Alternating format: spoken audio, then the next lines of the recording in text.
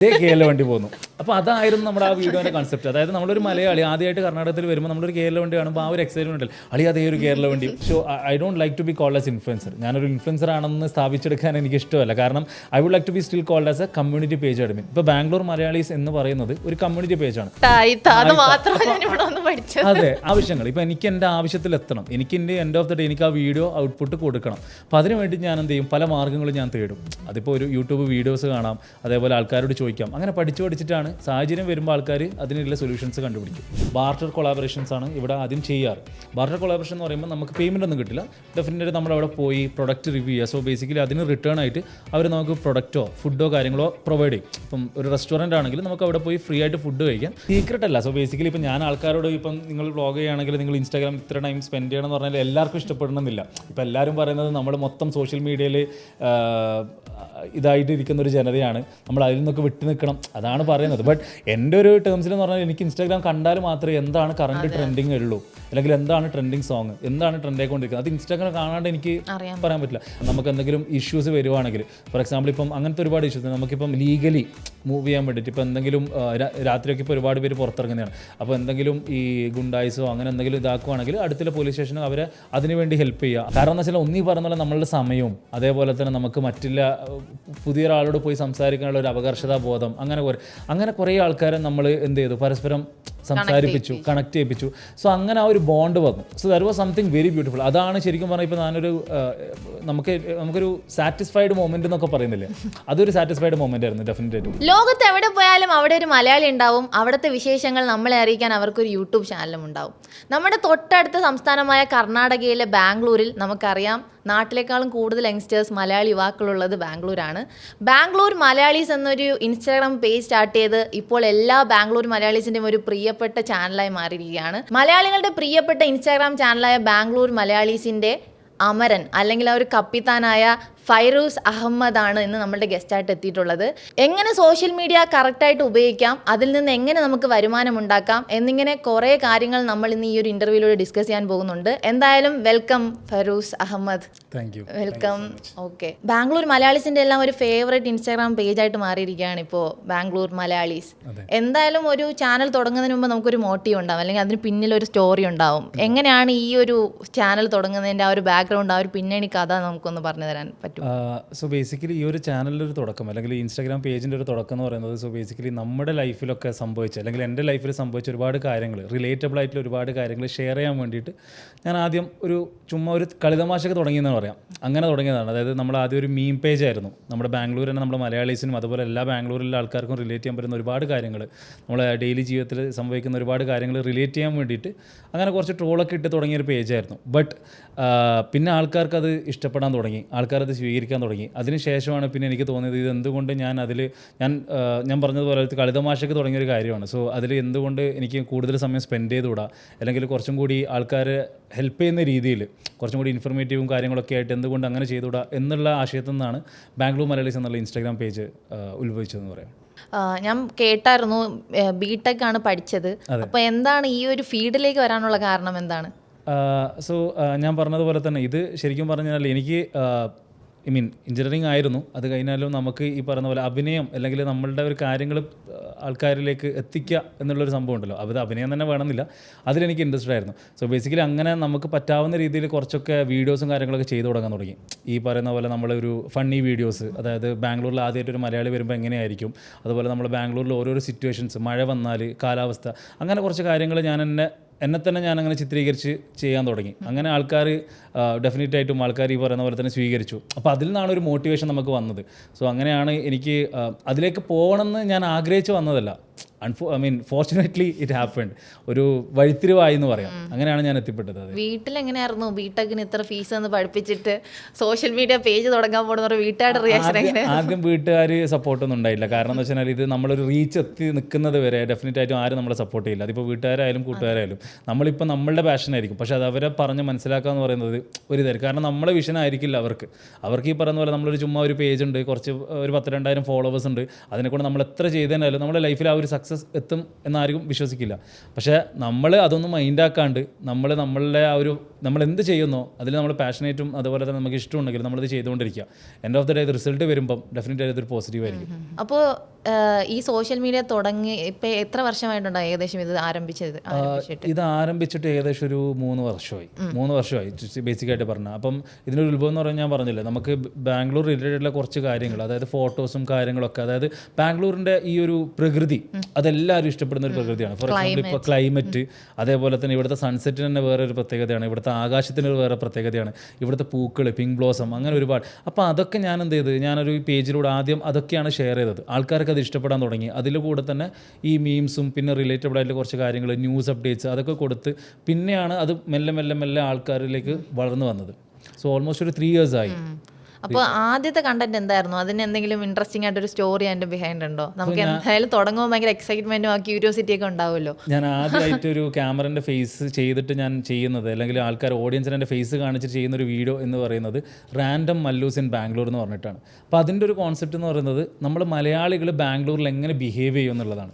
So ഞാനൊരു example ഞാൻ പറഞ്ഞുതരാം. നമ്മളിപ്പം കേരളത്തിൻ്റെ പുറത്ത് നമ്മൾ വന്നു കഴിഞ്ഞാൽ നമ്മളൊരു കേരള വണ്ടി കണ്ട്, ഇതിപ്പോൾ നമ്മൾ കേരള വണ്ടി പോകുന്നു. അപ്പോൾ അതായിരുന്നു നമ്മുടെ ആ വീഡിയോൻ്റെ കൺസെപ്റ്റ്. അതായത് നമ്മളൊരു മലയാളി ആദ്യമായിട്ട് കർണാടകത്തിൽ വരുമ്പോൾ നമ്മളൊരു കേരള വണ്ടി കാണുമ്പോൾ ആ ഒരു എക്സൈറ്റ്മെന്റ് അല്ല, അളി അതേ ഒരു കേരള വണ്ടി പോകുന്നു.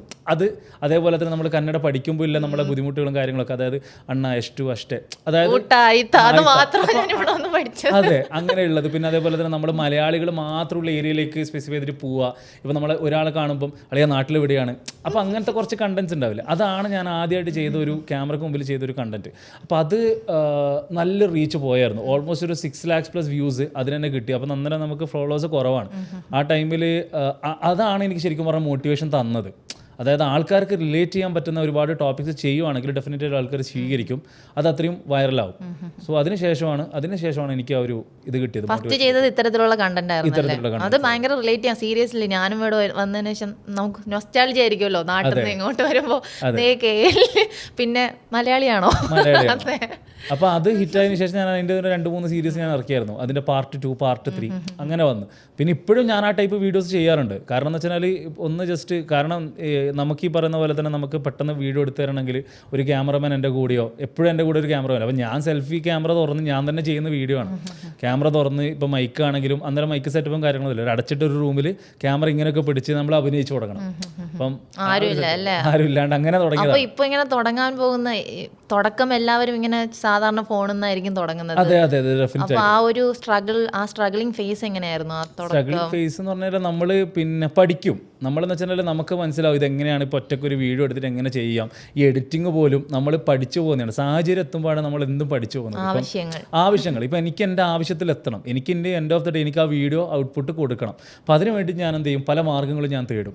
അതിപ്പോൾ ഒരു യൂട്യൂബ് വീഡിയോസ് കാണാം, അതേപോലെ ആൾക്കാരോട് ചോദിക്കാം. അങ്ങനെ പഠിച്ചിട്ടാണ് സാഹചര്യം വരുമ്പോൾ ആൾക്കാർ അതിനുള്ള സൊല്യൂഷൻസ് കണ്ടുപിടിക്കും. നമുക്കിപ്പോൾ ഈ ഒരു കണ്ടന്റിന്റെ സാറ്റിസ്ഫാക്ഷൻ മാത്രമല്ല, യൂട്യൂബ് സോഷ്യൽ മീഡിയയിൽ നിന്ന് നമുക്ക് വരുമാനവും നേടാൻ സാധിക്കും. എങ്ങനെയാണ് താങ്കൾക്ക് ഇപ്പോൾ ലഭിച്ചുകൊണ്ടിരിക്കുന്ന ആ ഒരു വരുമാനം, അതുപോലെ തന്നെ ഈ ഒരു മോണിറ്റൈസേഷൻ ആ ഒരു സ്റ്റേജിൽ എത്താനുള്ള ആ ഒരു പ്രോസസ്സ്, എങ്ങനെയാണ് നമ്മൾ ആ ഒരു സ്റ്റേജിൽ എത്തുന്നത്, അതുപോലെ തന്നെ എങ്ങനെയായിരിക്കും ഫസ്റ്റ് നമുക്ക് കിട്ടുന്ന റവന്യൂ, ആ ഒരു പ്രോസസ്സ് ഒന്ന് പറയാമോ? സോ ബേസിക്കലി ഇപ്പോൾ ഇവിടെ ബാംഗ്ലൂരിൻ്റെ ഒരു മാർക്കറ്റ് വാല്യൂ എടുത്ത് പറയുകയാണെങ്കിൽ, സോ ബേസിക്കലായിട്ട് നമുക്കൊരു അത്യാവശ്യം ഒരു നല്ലൊരു ടൈപ്പ് ഫോളോവേഴ്സ് വേണം. സോ അത് മാത്രമല്ല, നമുക്ക് ഈ പറയുന്ന പോലെ തന്നെ നമ്മളെ ജിയോഗ്രഫി, ഡെമോഗ്രാഫിക്സ് എന്ന് പറയുന്നുണ്ട്. ഇപ്പോൾ ഇൻ കേസ് ഇപ്പോൾ എനിക്കിപ്പോൾ ബാംഗ്ലൂരിലെ ഒരു ബ്രാൻഡ് കൊളാബറേഷൻ, സോ ബേസിക്കലി ഇപ്പോൾ നമ്മൾ ഇൻസ്റ്റാഗ്രാമിൽ ഇപ്പോൾ കറൻറ്റ്ലി ഇന്ത്യയിലായതുകൊണ്ട് ഇന്ത്യയിൽ ഇൻസ്റ്റാഗ്രാമേഴ്സിന് വരുമാനം നേടാനുള്ള ഒരേ ഒരു മാർഗ്ഗം ബ്രാൻഡ് കൊളാബറേഷനാണ്. അതായത് ഈ പെയ്ഡ് പ്രൊമോഷൻസും കാര്യങ്ങളൊക്കെ. അതായത് നമ്മളിപ്പം ഒരു റെസ്റ്റോറൻറ്റ് റിവ്യൂ ചെയ്യുക, അല്ലെങ്കിൽ അതുപോലെ തന്നെ ഏതെങ്കിലും ഒരു ബിസിനസ് നമ്മൾ റിവ്യൂ ചെയ്യുക. സോ അവർ നമ്മളെ കോൺടാക്ട് ചെയ്യണമെന്നുണ്ടെങ്കിൽ ഡെഫിനറ്റ് ആയിട്ടും അവർ നമ്മൾ ഡെമോഗ്രാഫിക്സ് നോക്കും, നമുക്ക് ബാംഗ്ലൂരിൽ ഓഡിയൻസസ് ഉണ്ടോ. സോ ഇൻ കേസ് എനിക്കിപ്പം എനിക്കിപ്പോൾ അത്യാവശ്യം ഒരു ഫോളോവേഴ്സ് ഉണ്ട്, ഒരു 10K അല്ലെങ്കിൽ 12K ഫോളോവേഴ്സ് ഉണ്ടെങ്കിൽ ദെൻ ഡെഫിനറ്റ് ആയിട്ടും അവർക്ക് അവരുടേതായിട്ടുള്ള ഒരു ബഡ്ജറ്റും കാര്യങ്ങളുണ്ടാവും. ഇവിടെ പിന്നെ എന്ന് പറയുന്നത് നമ്മളുടെ റീച്ചിനനുസരിച്ചിട്ടാണ് നമ്മൾക്ക് കിട്ടുന്ന പേയ്മെൻറ്റ്. ഇപ്പോൾ എനിക്കൊരു 10K ഫോളോവേഴ്സ് വെച്ചിട്ട് എനിക്കൊരു ആ ഒരു 1 lakh ഫോളോവേഴ്സിൻ്റെ ആൾക്കാരുടെ പേയ്മെൻറ്റ് എനിക്ക് വാങ്ങാൻ പറ്റില്ല. ഞാൻ ആ ഒരു രീതിയിൽ വളർന്ന് വന്ന് ആ ഒരു റീച്ചിൽ എത്തിക്കഴിഞ്ഞാൽ മാത്രമേ എനിക്ക് ആ ഒരു പേയ്മെൻറ്റ് എവരോട് ചോദിക്കാൻ പറ്റൂ. പിന്നെയെന്ന് പറയുന്നത് ആദ്യം ഡെഫിനറ്റ് ആയിട്ടും നമ്മൾ വളർന്ന് വരുവാണെങ്കിൽ, ഫോർ എക്സാമ്പിൾ ഇപ്പോൾ നമുക്ക് ആ ഒരു റീച്ച് എങ്ങനെ കിട്ടും എന്ന് പറഞ്ഞാൽ ഡെഫിനറ്റ് ആയിട്ടും നമ്മൾ ആദ്യം ബാർട്ടർ കൊളാബറേഷൻസ് ആണ് ഇവിടെ ആദ്യം ചെയ്യാറ്. ബാർട്ടർ കൊളാബറേഷൻ എന്ന് പറയുമ്പോൾ നമുക്ക് പേയ്മെൻ്റ് ഒന്നും കിട്ടില്ല, ഡെഫിനറ്റ്ലി നമ്മളവിടെ പോയി പ്രൊഡക്റ്റ് റിവ്യൂ ചെയ്യുക. സോ ബേസിക്കലി അതിന് റിട്ടേൺ ആയിട്ട് അവർ നമുക്ക് പ്രൊഡക്റ്റോ ഫുഡോ കാര്യങ്ങളോ പ്രൊവൈഡ് ചെയ്യും. ഇപ്പം ഒരു റെസ്റ്റോറൻറ്റ് ആണെങ്കിൽ നമുക്ക് അവിടെ പോയി ഫ്രീ ആയിട്ട് ഫുഡ് കഴിക്കാം, എന്നിട്ട് അതിൻ്റെ റിവ്യൂ കൊടുക്കാം. അങ്ങനെ ഒരു 2-3 വീഡിയോ കണ്ടന്റ് ചെയ്തിട്ട് ആൾക്കാർക്ക് നമ്മളുടെ പ്രസൻറ്റേഷനും കാര്യങ്ങളൊക്കെ ഇഷ്ടപ്പെടുവാണെങ്കിൽ പിന്നെ നമുക്ക് എന്ത് ചെയ്യാം, നമ്മളുടെ ഒരു റെമ്യൂണറേഷൻ ഉണ്ടല്ലോ, അത് പയ്യെ കൂട്ടാം. എല്ലാം ഒരു സ്ട്രാറ്റജിക് ആയിട്ടുള്ളൊരു ഇതാണ്, നമ്മളൊരു സ്റ്റെപ്പായിട്ട് മാത്രമേ നമുക്ക് ചെയ്യാൻ പറ്റുള്ളൂ. അപ്പം ആ ഒരു പ്രോസസ്സാണ് ശരിക്കും പറഞ്ഞാൽ നമ്മൾ ആ ഒരു രീതിയിലേക്ക് നമ്മളെ മാറ്റിയെടുക്കണം. അപ്പോൾ നമുക്ക് ഈ കൊളാബറേഷൻ നമുക്ക് ആ ഒരു കോൺടാക്ട്സ് ഉണ്ടെങ്കിൽ മാത്രമല്ല ആ ഒരു കൊളാബറേഷൻ നമുക്ക് കിട്ടുള്ളൂ. എങ്ങനെയാണ് ഈ കൊളാബറേഷൻ ചെയ്യാൻ വേണ്ടി നമ്മൾ ഈ ആൾക്കാരെ കണ്ടെത്തുന്നത് എങ്ങനെയാണ്? ഇപ്പം ഞാൻ സോ ബേസിക്കലി ഇപ്പോൾ എൻ്റെ ഒരു എക്സാമ്പിൾ ഞാൻ പറയുകയാണെങ്കിൽ ഡെഫിനറ്റ് ആയിട്ട് ഞാൻ അങ്ങനെ അങ്ങോട്ടേക്ക് അവർ റീച്ച് ഔട്ട് ചെയ്യാണ് through my page. So basically ഇപ്പോൾ എല്ലാ ഫേം എടുത്തു കഴിഞ്ഞാലും അവർക്ക് അവരുടേതായിട്ടുള്ള ഇൻസ്റ്റാഗ്രാം പേജ് ഉണ്ട്.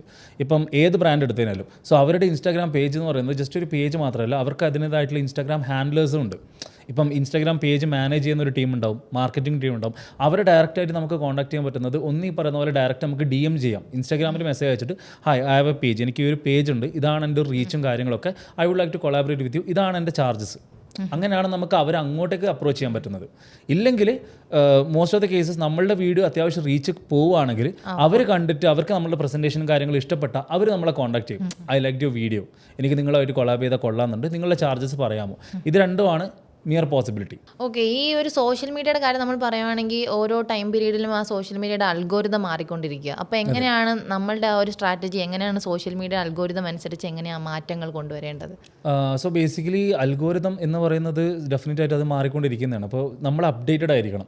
ഇപ്പോൾ നമ്മൾ ഇൻസ്റ്റാഗ്രാമിൽ, ഇപ്പം ഞാൻ ഉപയോഗിക്കുന്ന ഒരു പ്ലാറ്റ്ഫോം ഇൻസ്റ്റാഗ്രാം ആണെങ്കിൽ ഞാൻ അതിനെ പറ്റിയിട്ട് എപ്പോഴും അറ്റ്ലീസ്റ്റ് ഒരു ഗുഡ് എമൗണ്ട് ഓഫ് ടൈം ഞാൻ ഇൻസ്റ്റാഗ്രാമിൽ സ്പെൻഡ് ചെയ്യണം. അത് ശരിക്കും പറഞ്ഞാൽ അഡ്വൈസ് ചെയ്യുന്ന കാര്യമല്ല, കാരണം അത് ഒരുപാട് ഓരോരുത്തർക്കും ഓരോ സ്ട്രാറ്റജി അല്ല, സീക്രട്ട് അല്ല. സോ ബേസിക്കലി ഇപ്പം ഞാൻ ആൾക്കാരോട് ഇപ്പം നിങ്ങൾ വ്ളോഗ് ചെയ്യുകയാണെങ്കിൽ നിങ്ങൾ ഇൻസ്റ്റാഗ്രാമിൽ ഇത്ര ടൈം സ്പെൻഡ് ചെയ്യണം എന്ന് പറഞ്ഞാൽ എല്ലാവർക്കും ഇഷ്ടപ്പെടണമെന്നില്ല. ഇപ്പം എല്ലാവരും പറയുന്നത് നമ്മൾ മൊത്തം സോഷ്യൽ മീഡിയയിൽ ഇതായിട്ട് ഇരിക്കുന്ന ഒരു ജനതയാണ്, നമ്മൾ അതിൽ നിന്നൊക്കെ വിട്ടു നിൽക്കണം, അതാണ് പറയുന്നത്. ബട്ട് എൻ്റെ ഒരു ടേംസിൽ എന്ന് പറഞ്ഞാൽ എനിക്ക് ഇൻസ്റ്റാഗ്രാം കണ്ടാൽ മാത്രമേ എന്താണ് കറണ്ട് ട്രെൻഡിങ് ഉള്ളൂ, അല്ലെങ്കിൽ എന്താണ് ട്രെൻഡിങ് സോങ്, എന്താണ് ട്രെൻഡ് ആയിക്കൊണ്ടിരിക്കുന്നത്, അത് ഇൻസ്റ്റാഗ്രാം കാണാണ്ട് എനിക്ക് പറയാൻ പറ്റില്ല. അപ്പം ഞാനിപ്പം എൻ്റെ കണ്ടന്റ് ഇടുന്നതിന് ഉപരി ഞാൻ മറ്റുള്ളവരുടെ കണ്ടൻസ് കണ്ടുകൊണ്ടിരിക്കുകയാണ്. കാരണം എനിക്ക് അങ്ങനെ മാത്രമേ എനിക്ക് എന്നെയും ഇമ്പ്രൂവ് ചെയ്യാൻ പറ്റുള്ളൂ, മനസ്സിലായില്ലേ? അപ്പം ഇപ്പം ഞാനൊരു റീലിടുമ്പം അതിൻ്റെ ഒരു ഇപ്പം ഞാൻ ഏതെങ്കിലും റീൽസ് കാണുമെന്ന് വിചാരിക്കും, റീൽസ് അല്ലെങ്കിൽ ഫീഡ്സ് കാണുവാണ്. അപ്പോൾ എനിക്ക് ഈ ഒരു ടൈപ്പിൽ എനിക്ക് ചെയ്താൽ കൊള്ളാം എന്നുണ്ടെങ്കിൽ ഞാനത് ഇൻസ്റ്റാഗ്രാമിൽ കണ്ടേ പറ്റും. അങ്ങനെയൊക്കെയാണ്. സോ അറിയണമെങ്കിൽ നമ്മൾ എന്തായാലും ഇൻസ്റ്റാഗ്രാമിൽ നമ്മളൊരു ഫോളോ ചെയ്യണം. ഒരുപാട് നല്ല ക്രിയേറ്റേഴ്സിനും അതുപോലെ ഒരുപാട് നല്ല ക്രിയേറ്റേഴ്സിനെ നല്ല രീതിയിൽ വളർത്തുന്ന ഒരുപാട് പേജസും ഉണ്ട്. അതായത് നമുക്ക് എന്തൊക്കെയാണ് ടെക്നിക്സ്, അങ്ങനത്തെ ഒരുപാട് ടെക് ക്രിയേറ്റേഴ്സ് ഉണ്ട്. സോ ബേസിക്കലി ടെക് ക്രിയേറ്റേഴ്സ് എന്ന് പറഞ്ഞാൽ അവരാണ് ശരിക്കും പറഞ്ഞാൽ നമ്മുടെ അഡ്വൈസേഴ്സ്. അവർ നമുക്ക് അഡ്വൈസ് തരും, ഈ ഒരു ഫീച്ചർ മാറിയിട്ടുണ്ട്, അല്ലെങ്കിൽ ഇത് ചെയ്തതിനാൽ നിങ്ങൾക്ക് റീച്ച് കിട്ടും, ഇതാണ് പുതിയ ഹാഷ്ടാഗ്സ്, ഇതാണ് പുതിയ ട്രെൻഡ്.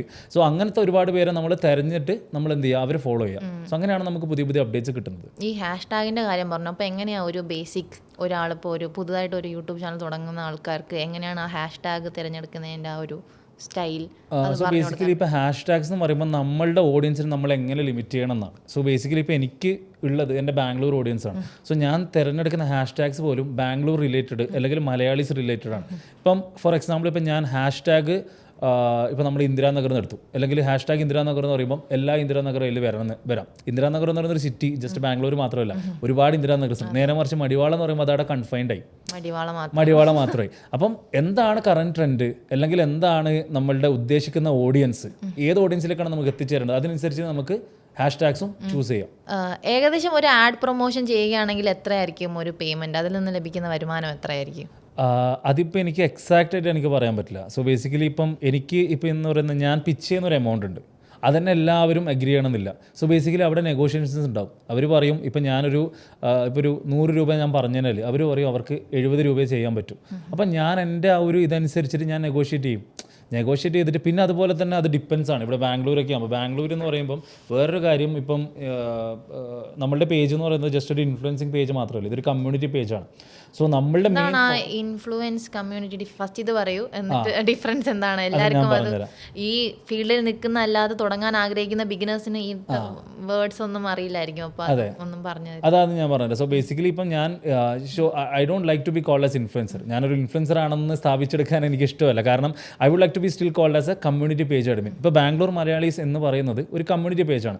അതിൻ്റെ മെയിൻ ഉദ്ദേശം എന്ന് പറയുന്നത് ബാംഗ്ലൂരിലുള്ള എല്ലാ മലയാളീസിനും ഒന്ന് കണക്ട് ചെയ്യാം, അവർക്ക് എന്ത് തരം അപ്ഡേറ്റ്സ് കൊടുക്കാൻ പറ്റും. ഇപ്പോൾ ജോലി ആവശ്യത്തിന് വരുന്ന ഒരുപാട് ആൾക്കാരുണ്ട്. എൻ്റെ മെയിൻ സമയം പോകുന്നത് DMസിലാണ്. ഒരുപാട് പേര് ഇപ്പോൾ ഡെയിലി തന്നെ ഒരു 10-200ഓളം മെസ്സേജ്, ചേട്ടാ ജോലി വല്ലതും കിട്ടുമോ, അല്ലെങ്കിൽ ഇവിടെ താമസിക്കാൻ ഇവിടെ ഏരിയ നല്ലതാണോ, അല്ലെങ്കിൽ എന്തെങ്കിലും ഇഷ്യൂസ്, ഇപ്പം രാത്രിയൊക്കെ പുറത്തിറങ്ങുന്ന സമയത്ത് ഇങ്ങനത്തെ ഒരു ഇഷ്യൂസ് ഉണ്ടായി അതൊന്ന് റിപ്പോർട്ട് ചെയ്യാൻ പറ്റുമോ, അല്ലെങ്കിൽ കുറേ ഫ്രോഡ് ആക്ടിവിറ്റീസും കാര്യങ്ങളൊക്കെ ഒക്കെ. അതായത് ആൾക്കാർ ഒരു രീതിയിൽ സെർവ് ചെയ്യാൻ, അതായത് എല്ലാവരും എനിക്ക് ഹെൽപ്പ് ചെയ്യാൻ പറ്റണമെന്നില്ല. ഞാൻ ഒരാൾ വിചാരിച്ചതിനെ കൊണ്ട് എനിക്ക് എല്ലാവരും രക്ഷപ്പെടുത്താൻ പറ്റണമെന്നില്ല. പക്ഷേ എന്നാൽ പറ്റുന്ന രീതിയിൽ ഞാൻ അവരെ ഹെൽപ്പ് ചെയ്യുന്നു. അതായത് ഇപ്പം നമ്മൾ ജോബ്സിനാണെങ്കിൽ ഞാൻ ബാംഗ്ലൂർ മലയാളീസിന് അണ്ടറിൽ നമ്മൾ 3-4 ജോബ്സ് ഗ്രൂപ്പ് ഉണ്ട്. അവിടെ അവർ തന്നെ ഇൻട്രാക്ട് ചെയ്യണം. ഇപ്പം ഒരുപാട് റിക്രൂട്ടേഴ്സ് ഉണ്ട്, ഒരുപാട് ജോബ് സീക്കേഴ്സ് ഉണ്ട്. അവർ എന്തെങ്കിലും തമ്മിൽ കണക്ട് ചെയ്യിപ്പിക്കുക. അതേപോലെ തന്നെ ഇപ്പം നമുക്ക് എന്തെങ്കിലും ഇഷ്യൂസ് വരുവാണെങ്കിൽ, ഫോർ എക്സാമ്പിൾ ഇപ്പം അങ്ങനത്തെ ഒരുപാട് ഇഷ്യൂസ് നമുക്കിപ്പം ലീഗലി മൂവ് ചെയ്യാൻ വേണ്ടിയിട്ട് ഇപ്പം എന്തെങ്കിലും രാത്രിയൊക്കെ ഇപ്പോൾ ഒരുപാട് പേര് പുറത്തിറങ്ങുന്നതാണ്. അപ്പോൾ എന്തെങ്കിലും ഈ ഗുണ്ടായിസോ അങ്ങനെ എന്തെങ്കിലും ഇതാക്കുവാണെങ്കിൽ അടുത്തുള്ള പോലീസ് സ്റ്റേഷനിൽ അവരെ അതിനുവേണ്ടി ഹെൽപ്പ് ചെയ്യുക, അവർക്ക് അതിൻ്റെ പ്രൊസീജിയേഴ്സും നോംസൊക്കെ പറഞ്ഞു കൊടുക്കുക. അങ്ങനെ മൊത്തത്തിൽ പറഞ്ഞു കഴിഞ്ഞാൽ ബാംഗ്ലൂർ വന്നിട്ട് ആരുമില്ല എന്നുള്ള ഒരു ഫീല് വരരുത്, പ്രത്യേകിച്ച് മലയാളികൾക്ക്. അതിന് വേണ്ടിയിട്ടാണ് ഞാൻ ഈ ബാംഗ്ലൂർ മലയാളീസ് എന്നുള്ള ഈ ഒരു സംരംഭം മുന്നോട്ട് വെക്കുന്നത്. അപ്പം ഇവിടെ ആകുമ്പോൾ അതാണ് കമ്മ്യൂണിറ്റി പേജ്. ഇപ്പം നേരെ മറിച്ച് ഇൻഫ്ലുവൻസ് എന്ന് പറയുമ്പോൾ അവർക്ക് എന്ത് ചെയ്യാം, അവർക്ക് അവരുടെ ലൈഫ് സ്റ്റൈലും കാര്യങ്ങളായിട്ട് പോവാം. പക്ഷെ ഞാൻ ഈ പറയുന്നത് നമ്മൾ ഫോക്കസ് ചെയ്യുന്നത് പറഞ്ഞാൽ ബ്രോഡർ വേ ആണ്, എല്ലാ മലയാളികളും ഒന്ന് കണക്ട് ചെയ്യുക. അപ്പം അതിൻ്റെ കൂടെ തന്നെ നമുക്ക് ഈ പറയുന്ന പോലെ ഒരുപാട് പേര് എന്നെ ഇങ്ങോട്ടേക്ക് അപ്രോച്ച് ചെയ്യും, ബ്രോ ഞാനിങ്ങനെ ഒരു ബിസിനസ് തുടങ്ങുന്നുണ്ട്, ഒന്ന് സപ്പോർട്ട് ചെയ്യാൻ പറ്റുമോ, എൻ്റെ കയ്യിലൊന്നുമില്ല. സോ അവരുടെ അടുത്ത് നമുക്ക് ഈ പറയുന്ന പോലെ എനിക്ക് പ്രൊമോഷൻ ചെയ്തിട്ട് അവരുടെ അടുത്ത് ഞാൻ പറയുന്ന, അതായത് ഒരു വലിയൊരു ബ്രാൻഡിൻ്റെ അടുത്ത് വാങ്ങുന്ന റേറ്റ് എനിക്ക് അവരോട് പറയാൻ പറ്റില്ല. അത് ചിലപ്പോൾ ഒരു ഫുഡ് ട്രക്ക് ആയിരിക്കാം. പക്ഷെ എന്ന് വെച്ചിട്ട് ഞാനത് പ്രൊമോഷൻ ചെയ്ത് കൊടുക്കില്ല എന്നില്ല. അവരിപ്പോൾ അങ്ങനെ പറയുമ്പോൾ എനിക്ക് ഡെഫിനറ്റ് ആയിട്ടും അവരൊരു ഹെൽപ്പ് ചോദിച്ച് വരുവാണെങ്കിൽ അതാണ് നമ്മുടെ പേജ്. കാരണം ഇവർക്ക് വേണ്ടി തുടങ്ങിയൊരു പേജാണ്, എല്ലാവർക്കും വേണ്ടി. അപ്പോൾ അതിലൊരാൾ വന്നിട്ട് എന്നെ ഹെൽപ്പ് ചെയ്യുമെന്ന് ചോദിക്കുമ്പോൾ ഞാനവിടെ പൈസേൻ്റെ കാര്യം പറഞ്ഞിട്ട് എനിക്ക് പറ്റില്ല എന്ന് പറയാൻ പറ്റില്ല. അപ്പോൾ അന്നേരത്തെ സമയത്ത് ചിലപ്പം പറ്റുവാണെങ്കിൽ ഞാൻ ഒരുപാട് ഫ്രീ ആയിട്ടും ചെയ്ത് കൊടുത്തിട്ടുണ്ട്. അതങ്ങനെ പേരെടുത്ത് പറയാൻ ഉദ്ദേശിക്കുന്നില്ല, ഫ്രീ ആയിട്ടും ചെയ്ത് കൊടുത്തിട്ടുണ്ട്. പക്ഷേ പൈസ തരാൻ റെഡിയുള്ളവരാണെങ്കിൽ അവരുടെ അടുത്ത് നിന്ന് എമൗണ്ട് വാങ്ങിയിട്ടുമുണ്ട്. അപ്പോൾ അവർക്ക് കോട്ടം വരരുത്, അവർക്ക് നഷ്ടം വന്നിട്ട്, അതൊരു പ്രൊമോഷൻ ചെയ്തതിനെ കൊണ്ട് മാത്രം ഒരു ഹെഫ്റ്റി എമൗണ്ട് തന്നിട്ട് നഷ്ടം വരരുത് എന്ന് മാത്രമേ എനിക്കൊരു ഇതുള്ളൂ. സോ ഡിപ്പെൻസ് റേറ്റ്, അതാണ് ഞാൻ പറഞ്ഞത്. ഫ്രീ ആയിട്ടും ചെയ്ത് കൊടുത്തിട്ടുണ്ട്, ഈ റേറ്റിലും. സോ അവരുടെ ബിസിനസ് അനുസരിച്ചിട്ട് ചെറിയൊരു കഫക്കിൽ വാങ്ങുന്ന റേറ്റും വലിയൊരു റെസ്റ്റോറൻറ്റിൽ നിന്ന് വാങ്ങുന്ന റേറ്റും വ്യത്യാസമുണ്ട്. എല്ലാവർക്കും ഇൻഫ്ലുവൻസർ അല്ല കമ്മ്യൂണിറ്റി. എന്തായാലും താങ്കളുടെ ആ ഒരു പ്രസൻസ് മറ്റുള്ളവരെ ഇൻഫ്ലുവൻസ് ചെയ്യുന്നുണ്ടാവാം ഒരു തരത്തിൽ അല്ലെങ്കിൽ മറ്റൊരു തരത്തിൽ. അപ്പോൾ ഈ ഒരു മേഖലയിൽ താങ്കൾ നേരിടുന്ന ഏറ്റവും വലിയ വെല്ലുവിളി എന്താണ്? ഏറ്റവും വലിയ വെല്ലുവിളി എന്ന് പറയുന്നത് ഒന്ന് ഈ പറയുന്ന പോലെ ടൈമിൻ്റെ അവൈലബിലിറ്റിയാണ്. ഒന്ന് ഈ പറയുന്ന പോലെ തന്നെ അപ്പം ഞാൻ ഇത് മാത്രമല്ല ഫോക്കസ് ചെയ്യുന്നത്. So I am also working. എനിക്ക് ഒരു I am also working in A software company. അപ്പോൾ ഒന്ന് ടൈമിൻ്റെ ഇഷ്യൂ ആണ്. അപ്പോൾ ഈ പറയുന്ന പോലെ കറക്റ്റ് ടൈമിൽ നമുക്ക് റിപ്ലൈ പറ്റണമെന്നില്ല. ഒരുപാട് മെസ്സേജസ് നമ്മൾ ചിലപ്പം കാണണമെന്നില്ല. ചിലപ്പോൾ എന്തെങ്കിലും എമർജൻസി മെസ്സേജസ് ആയിരിക്കും, ഇതുപോലെ എന്തെങ്കിലും സിറ്റുവേഷനിൽ പെട്ടിരിക്കുകയാണ്. അതുപോലെ തന്നെ നമുക്ക് എല്ലായിടത്തും പോയി ചെന്ന് എത്തണമെന്നില്ല. പിന്നെ ഈ ബാംഗ്ലൂർ പോലത്തെ ഒരു സിറ്റി ആകുമ്പോൾ നമുക്ക് വിചാരിച്ച ടൈമിലൊന്നും എവിടെ എത്താൻ പറ്റില്ല, ബ്ലോക്കും കാര്യങ്ങളൊക്കെ ആയിട്ട്. അപ്പോൾ അത് മാത്രമേ ഉള്ളൂ. പിന്നെയെന്ന് വെച്ചാൽ നമ്മൾ കൊടുക്കുന്ന ചില മെസ്സേജസും കാര്യങ്ങളൊക്കെ ആൾക്കാരൊക്കെ ആ ഒരു രീതിയിൽ എടുക്കണം എന്നില്ല. അതിന് ഈ പറയുന്ന പോലെ നമുക്ക് എല്ലാത്തിനും നെഗറ്റീവ് ഷെയ്ഡും പോസിറ്റീവ് ഷെയ്ഡ്സും ഉണ്ട്. പക്ഷെ നമ്മളെല്ലാത്തിനും പോസിറ്റീവിൽ വിചാരിക്കുക, നമ്മൾ ഉദ്ദേശിക്കുന്നത് അവരുടെ നല്ലതിന് വേണ്ടിയിട്ടാണ്. സോ അത്രയും ഉദ്ദേശിക്കുന്നില്ല. പിന്നെ അഗെയിൻ ആൾക്കാർ തിരിച്ച് പറയുമ്പോൾ നമ്മൾ മൈൻഡാക്കണമെന്നാൽ മതി. അതേ ഒരു വെല്ലുവിളിയായിട്ടുള്ളൂ, വേറെ ഒന്നുമില്ല. ഇപ്പോൾ ഏകദേശം 3 വർഷമായി ഈ ഒരു പേജ് സ്റ്റാർട്ട് ചെയ്തിട്ട്. അപ്പോൾ ഒരു കണ്ടന്റ് തുടങ്ങുന്നതും അത് ഇംപ്ലിമെൻറ്റ് ചെയ്യാനുള്ള ഒരു പ്രോസസ്സ് എങ്ങനെയാണെന്നൊന്ന് പറയാമോ? സോ ബേസിക്കലി ഇപ്പോൾ നമ്മുടെ കണ്ടന്റ് എന്ന് പറയുന്നത് ശരിക്കും പറഞ്ഞാൽ നമ്മുടെ ഒരു പേജ് എടുത്ത് നോക്കിക്കഴിഞ്ഞാൽ അതൊരു അവിയൽ പരുവാണ്. അതായത് അവിയലാകുമ്പോൾ നമ്മൾ എല്ലാതരം കണ്ടന്റും ഉണ്ടാവും. നമ്മളിപ്പം മീംസ് ഉണ്ട്, ന്യൂസ് ഉണ്ട്, അതേപോലെ തന്നെ ഇപ്പം ഫെസ്റ്റിവൽസ് ആണെങ്കിൽ ഡെഫിനറ്റ് ആയിട്ട് നമ്മളെ ഫോളോവേഴ്സിനെ നമ്മൾ വിഷ് ചെയ്യുന്നുണ്ട്. സോ എല്ലാ തരത്തിലും കണ്ടന്റ്, അതായത് നമ്മൾ പ്രൊമോഷൻസ് മാത്രമല്ല. In the end of the day ഞാൻ പറഞ്ഞില്ലേ, അപ്പം ഒന്നാമത്തെ കാര്യം എന്ന് പറയുന്നത് നമ്മൾ പ്രൊമോഷൻ അല്ല ഈ പേജ് കൊണ്ട് മെയിനായിട്ട് ഉദ്ദേശിക്കുന്നത് ആൾക്കാരെ എങ്ങനെ ഹെൽപ്പ് ചെയ്യാൻ പറ്റും, അല്ലെങ്കിൽ ആൾക്കാർക്ക് എങ്ങനെ മോസ്റ്റ് അപ്ഡേറ്റഡ് ബാംഗ്ലൂർ പേജ്, അതാണ് എൻ്റെ ഒരു മെയിൻ ഉദ്ദേശം എന്ന് പറയുന്നത്. That's what I am trying four, the most updated Bangalore page. അതായത് 1 മണിക്കൂർ മുമ്പേ ഇപ്പോൾ ബാംഗ്ലൂർ എന്തെങ്കിലും നടന്നിട്ടുണ്ടെങ്കിൽ അതെനിക്ക് ആൾക്കാരിലൂടെ എത്തിക്കണം, സ്റ്റോറി ആയിട്ടും ഇതായിട്ടും. അപ്പം എൻ്റെ ഒരു നമ്മുടെ പേജ് എടുത്ത് കഴിഞ്ഞാൽ എല്ലാവരും ഫീഡ്സ് നോക്കിയാൽ തന്നെ മനസ്സിലാവും, ഒരു അവിയൽ പരുവാണ്. എല്ലാതരം കണ്ടൻസ് ഉണ്ട്.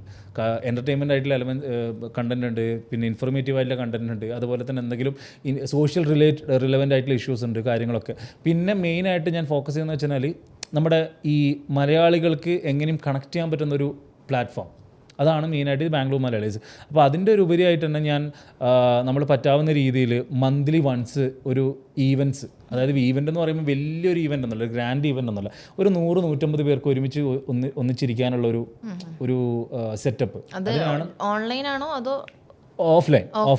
സോ അങ്ങനെയാണ് ഞാൻ ഈ ബാംഗ്ലൂർ മലയാളീസ് മീറ്റപ്പ് എന്ന് പറയുന്ന ഒരു കൺസെപ്റ്റ് കൊണ്ടുവന്നത്. സോ ബേസിക്കലി അതിൻ്റെ ഒരു ഉദ്ദേശം എന്ന് പറയുന്നത്, അതായത് നമ്മളെ ഒരു 100-150, കാരണം അധികം ക്രൗഡ് ആയിക്കാൻ നമുക്ക് മാനേജ് ചെയ്യാൻ പറ്റില്ല. വരാൻ ഇഷ്ടമുള്ളവർക്ക് അതിൽ ഈ പറയുന്ന പോലെ നമ്മൾ ഹിഡൻ ആയിട്ടുള്ള ചാർജും കാര്യങ്ങളൊന്നും ഉണ്ടാവില്ല. ഇൻ കേസ് ഇപ്പോൾ ഒരു വെന്യൂ എടുക്കുകയാണെങ്കിൽ അതിന് എത്രയാണ് ചാർജ് വരുന്നത് അത് സ്പ്ലിറ്റ് ചെയ്തിട്ട് മാക്സിമം പോയ ഒരു 100 രൂപയായിരിക്കും ചിലപ്പോൾ രജിസ്ട്രേഷൻ ഫീസ്. ഇനിയിപ്പോൾ ഇൻ കേസ് നമ്മൾ ആദ്യം മീറ്റപ്പ് വെച്ചത് കബൺ പാർക്കിലായിരുന്നു, അത് കംപ്ലീറ്റ്ലി ഫ്രീ എൻട്രി ആയിരുന്നു. സോ അതിൻ്റെ ഒരു ഉദ്ദേശം എന്ന് പറയുന്നത് മലയാളികൾ വരിക, ഒന്നിച്ചിരിക്കുക, സംസാരിക്കുക. ഞാനത് ശരിക്കും ആ ഒരു പ്ലാൻ ഇട്ട സമയത്ത് അത് സക്സസ് ആവുമോ ഇല്ലയോ എന്ന് പോലും എനിക്ക് അറിയില്ലായിരുന്നു. ജസ്റ്റ് ചുമ്മാ വന്ന് ട്രൈ ചെയ്ത് നോക്കാമെന്ന് പറഞ്ഞിട്ടായിരുന്നു ബാംഗ്ലൂർ മലയാളീസ് മീറ്റപ്പ് എന്ന് പറയുന്ന ഒരു സാധനം ഞാൻ കൊണ്ടുവന്നത്. ബട്ട് ആ കബൺ പാർക്കിൽ ആൾക്കാർ വന്നപ്പം അതിൽ നിന്ന് ഒരുപാട് ആൾക്കാർ പറഞ്ഞതെന്ന് വെച്ചാൽ നമ്മൾ ബാംഗ്ലൂർ വന്നിട്ട് ഒരു 6-7 മാസമായിട്ടുണ്ടാവും, പക്ഷേ ഇവിടെ ഇപ്പോൾ അന്ന് കണ്ട മലയാളികളല്ലാതെ വേറൊരു മലയാളിയും ഓരോരുത്തർക്കും പരിചയം ഉണ്ടാവില്ല. കാരണം എന്ന് വെച്ചാൽ ഒന്നീ പറഞ്ഞ പോലെ നമ്മളുടെ സമയവും അതേപോലെ തന്നെ നമുക്ക് പുതിയൊരാളോട് പോയി സംസാരിക്കാനുള്ള ഒരു അപകർഷതാ ബോധം, അങ്ങനെ കുറേ ആൾക്കാരെ നമ്മൾ എന്ത് ചെയ്തു, പരസ്പരം സംസാരിപ്പിച്ചു, കണക്ട് ചെയ്യിപ്പിച്ചു. സോ അങ്ങനെ ആ ഒരു ബോണ്ട് വന്നു. So that was something very beautiful. അതാണ് ശരിക്കും പറഞ്ഞാൽ ഇപ്പോൾ നമുക്കൊരു സാറ്റിസ്ഫൈഡ് മൊമെൻ്റ് എന്നൊക്കെ പറയുന്നില്ലേ, അതൊരു സാറ്റിസ്ഫൈഡ് മൊമെൻ്റ് ആയിരുന്നു ഡെഫിനറ്റായിട്ടും. കാരണം ഒരു പരിചയമില്ലാത്ത ഒരു 100ഓളം ആൾക്കാർ വന്ന് ഒരുമിച്ചിരുന്ന്, അത് ഒരുമിച്ചിരിക്കുക എന്ന് പറഞ്ഞാൽ നമ്മൾ പാർക്കിലൊക്കെ ഇരിക്കുന്ന പോലെ ഇരുന്ന് പരസ്പരം സംസാരിച്ച് എല്ലാവർക്കും ഞാൻ ടൈം കൊടുത്തായിരുന്നു. കാരണം എന്ന് പറഞ്ഞാൽ നമ്മൾ ഒരു 1 വേ കമ്മ്യൂണിക്കേഷൻ അല്ല, അതിൽ നമ്മൾ ഉദ്ദേശിച്ചത് ഒരു 2 വേ കമ്മ്യൂണിക്കേഷൻ ആയിരുന്നു. സോ എല്ലാവരും വന്ന 100 ആൾക്കാരെയും പരസ്പരം പരിചയപ്പെടുത്തി, അവരെ കൊണ്ട് പറ്റാവുകയാണെങ്കിൽ അവരെ കൊണ്ടൊരു ചെറിയ പെർഫോമൻസും കാര്യങ്ങളൊക്കെ, ഒരുപാട് പേര് മിമിക്രി ചെയ്തു, ഒരുപാട് പേര് പാട്ട് പാടി, ഒരു പുള്ളിക്കാരൻ ഗിറ്റാറൊക്കെ കൊണ്ടുവന്നായിരുന്നു. അങ്ങനെ അവസാനമാകുമ്പോൾ നമ്മളൊരു ജാമിംഗ് ഒക്കെ ചെയ്ത് എല്ലാവരും ഇഷ്ടപ്പെട്ട അങ്ങനത്തെ ഒരു പിരിയാൻ പറ്റാത്തൊരു ബന്ധം പോലെ, ജസ്റ്റ് ലൈക്ക് ഒരു ഫാമിലി ഒന്നും വിളിക്കാൻ പറ്റില്ല, പക്ഷേ ഒരു കണക്റ്റഡ് മൈൻഡ്സായി. അങ്ങനെയാണ് മീറ്റപ്പിൻ്റെ ഒരു സംഭവം വന്നത്. അതുപോലെ മലയാളികൾക്ക് നമ്മൾ ആഘോഷിക്കുന്ന ഒരുപാട്, അതായത് ഓണം, ക്രിസ്മസ്, പിന്നെ അതേപോലെ റംസാൻ, അപ്പോൾ ഇതൊക്കെ വരുന്ന സമയത്ത് എന്നെക്കൊണ്ട് പറ്റുന്ന രീതിയിൽ ആൾക്കാരെ ഒന്ന് എൻ്റർടൈൻ ചെയ്യിപ്പിക്കുക. അങ്ങനെ നമ്മൾ നോമ്പുറ വെച്ചിട്ടുണ്ട്, അതേപോലെ ഓണത്തിൻ്റെ സെലിബ്രേഷൻ വെച്ചിട്ടുണ്ട്, ക്രിസ്മസ് സെലിബ്രേഷൻ വെച്ചിട്ടുണ്ട്. അങ്ങനെ ഒരുപാട്. ഇതൊന്നും നമ്മൾ ഈ പറയുന്ന പോലെ തന്നെ ഒരു പബ്ലിസിറ്റിക്ക് വേണ്ടിയിട്ടോ അല്ലെങ്കിൽ ഈ പറയുന്ന പോലെ ഒരു പബ്ലിക് സ്റ്റണ്ടല്ല, ആൾക്കാരിലേക്ക് എത്തിച്ചേരാൻ വേണ്ടിയിട്ട്, ആൾക്കാരെ മൈൻഡ് കണക്ട് ചെയ്യാൻ വേണ്ടിയിട്ട് ചെയ്യുന്നതാണ്. സോ അതിന് നല്ല രീതിയിൽ റെക്കഗ്നീഷനും കാര്യങ്ങളൊക്കെ കിട്ടിയിട്ടുണ്ട്. So I am really thankful. അതുപോലെ തന്നെ ഇതിൻ്റെ പിന്നിൽ ഒരുപാട് പേര്, ഇപ്പം ഞാൻ ഒറ്റയ്ക്കല്ല ഇത് ചെയ്തത്. സോ ഡെഫിനറ്റായിട്ട് നമ്മൾ ആദ്യം ഒരു പരിപാടി പ്ലാൻ ചെയ്യണമെന്ന് പറയുമ്പം ഞാൻ കുറച്ച് വളണ്ടിയേഴ്സിനെ വിളിച്ചായിരുന്നു. സോ അങ്ങനെ വന്നൊരു 10-30ഓളം പേരുണ്ട്. ഞാനിപ്പം എന്ത് ആവശ്യം വിളിക്കുമ്പം, അതായത് നമ്മളൊരു പരിപാടി വെച്ചാലോ എന്ന് പറയുമ്പം അതിൻ്റെ കൂടെ ഒരു പ്രോഫിറ്റ് മൈൻഡഡും ഇല്ലാണ്ട് അവരുടെ സമയം അതിനുവേണ്ടി ചിലവഴിച്ച് എൻ്റെ കൂടെ വരുന്ന ഒരുപാട് പേരുണ്ട്, ഒരു 10-30 ആൾക്കാർ. സോ അതെല്ലാം അവരുടെയും ഒരു ഹാർഡ് വർക്കിൻ്റെയും കാര്യങ്ങളുടെ ഒരു സക്സസ് ആണ്. പിന്നെ അതേപോലെ ആൾക്കാർ സ്വീകരിക്കുന്നതും താങ്ക്സ് ടു ദം. ഇതാണ് സംഭവം. നമ്മളിപ്പോൾ എങ്ങനെയാണ് ഒരു സോഷ്യൽ മീഡിയ പേജ് ആരംഭിക്കേണ്ടത് ഒക്കെ അറിഞ്ഞു. ഇനിയും ഒരുപാട് കാര്യങ്ങൾ ഇതിനെക്കുറിച്ച് പറയേണ്ടതുണ്ട്. അത് നമുക്ക് ഈ വീഡിയോയുടെ അടുത്ത ഭാഗത്തിലേക്ക് കാണാം. ബോസ് വാല, ബി ദ ബോസ്.